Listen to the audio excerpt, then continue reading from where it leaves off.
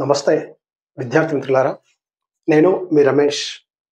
గోరారాజాజీ grand pass English grammar క్లాస్కి స్వాగతం, సుస్వాగతం. ప్రియమైన విద్యార్థి మిత్రులారా, మీరు చూపిస్తున్న ప్రేమ సహకారం ఈ ఛానల్కి చాలా సపోర్ట్ అవుతుందమ్మా. ఇలాగే సహకరిస్తుండండి. వీలంత మట్టుకు అవసరమున్న విద్యార్థులకి ఈ క్లాసెస్, ఈ నాలెడ్జ్, ఈ గ్రామరు చేరేలా చూడండి అమ్మా. మీ సబ్స్క్రిప్షన్ చాలానే పెరుగుతుంది, లైక్స్ పెరుగుతున్నాయి. దీని అర్థం ఏంటంటే ఇది చాలా మంది విద్యార్థుల వరకు చేరుతుంది.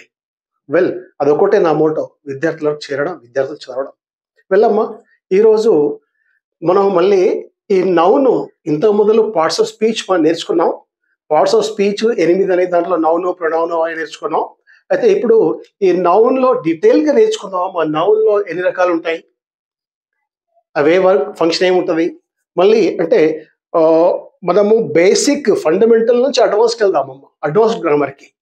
సో ఒక్కొక్క మెట్టెక్కుతూ మనం వెళ్దాం. సో ఈరోజు కైండ్స్ ఆఫ్ నౌన్, నామవాచకముల రకములు. మీకు తెలుసమ్మా నౌన్ అంటే ఏంటో? Noun is the name of person, place or thing. Noun అంటే ఏంటి? నామవాచకం. నామవాచకం అంటే ఏంటి? వస్తువు, వ్యక్తి, స్థలము, వీరి పేర్లను సూచించే పదాన్ని నామవాచకం అంటామమ్మా. అయితే దీని రకాలు ఏమున్నాయి, ఆంగ్లంలో ఎలా పనిచేస్తాయి చూద్దామమ్మా. Kinds of nouns. Number 1 proper noun. Proper అంటేనే అప్పుడప్పుడు మనం అంటాము, వర్డ్ ప్రాపర్ యూజ్ చేస్తాం. ఈ ప్రాపర్ ఏది అంటాం?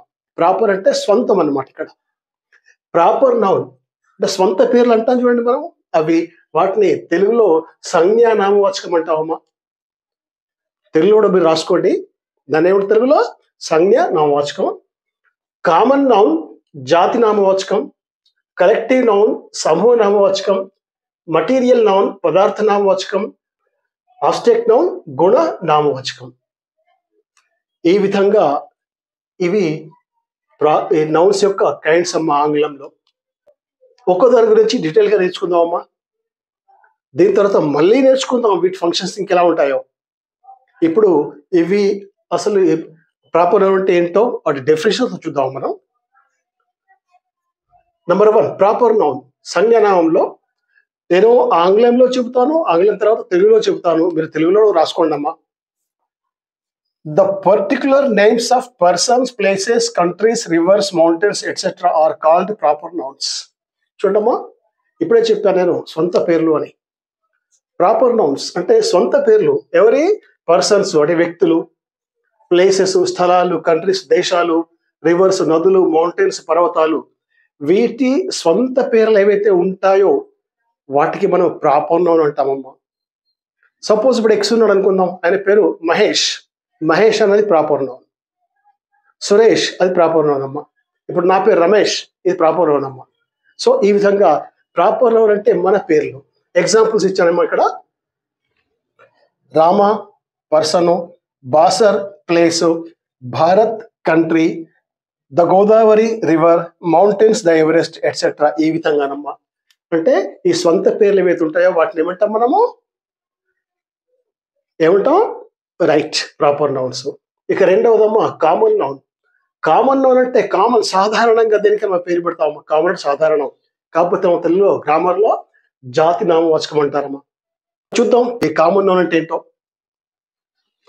A common noun shows the general classes of persons, places, animals, etc. General classes. ఈ కామన్ నౌన్ అంటే కామన్ క్లాస్ అన్నమాట, జనరల్ క్లాస్ అన్నమాట. అంటే వ్యక్తులు కానీ, స్థలాలు కానీ, ప్రాణులు కానీ, వీటి గురించిన జనరల్ ఇన్ఫర్మేషన్, జనరల్ పేరు ఏదైతే చెప్తుందో దాన్ని మనం కామన్ నౌన్ లేదా జాతి నామవాచకం అంటామమ్మా. ఎగ్జాంపుల్ చూస్తే ఇంకా క్లియర్ అవుతుంది మనకి. బాయ్, బాయ్ అంటే ఇది కామన్ నౌన్లోకి వస్తుందమ్మా. Girl, man, women, book, cow, village, river, flower etcetera. ఇవన్నీ కామన్ నౌన్స్ అమ్మా. బాయ్ అంటే ఏ బాయ్ అయినా కావచ్చు అనమాట. బాయ్ అంటే పిల్లడు, ఎవరైనా కావచ్చు, పర్టికులర్ కాదు. అదే ఇప్పుడు రామ అంటే పర్టికులర్ అనమాట పేరు. ఈ బాయ్ అంటే ఎవరైనా, గర్ల్ కూడా అంతేనమ్మా.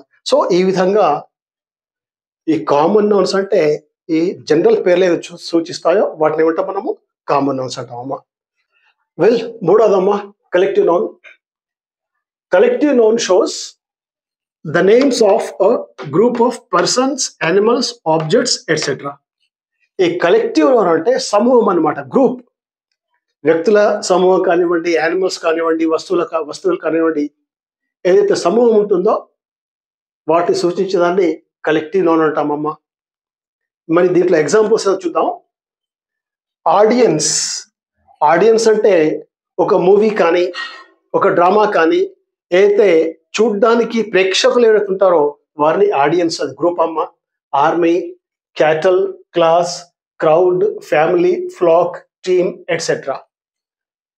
సో ఫ్రెండ్స్, ఇక మళ్ళీ మనం అడ్వాన్స్డ్ గ్రామర్లో ఈ నౌన్స్లో నుండి కొన్నిటికి ప్లూరల్, బహువచనం అని కూడా వాడతారమ్మా. అయితే ఏవి ఉన్నాయో నెక్స్ట్ మనం ఎప్పుడైతే అడ్వాన్స్లోకి వస్తామో అప్పుడు మళ్ళీ చూద్దామమ్మా. కాంపిటేటివ్ ఎగ్జామ్స్లో ఇవి చాలా ఇవి కన్ఫ్యూజ్ చేస్తాయి ఇవి. వెల్, ఇక 4వది మటీరియల్ నౌన్. తెలుసు మనకు మటీరియల్ అంటే పదార్థం, వస్తువులు. The names of materials are called material noun.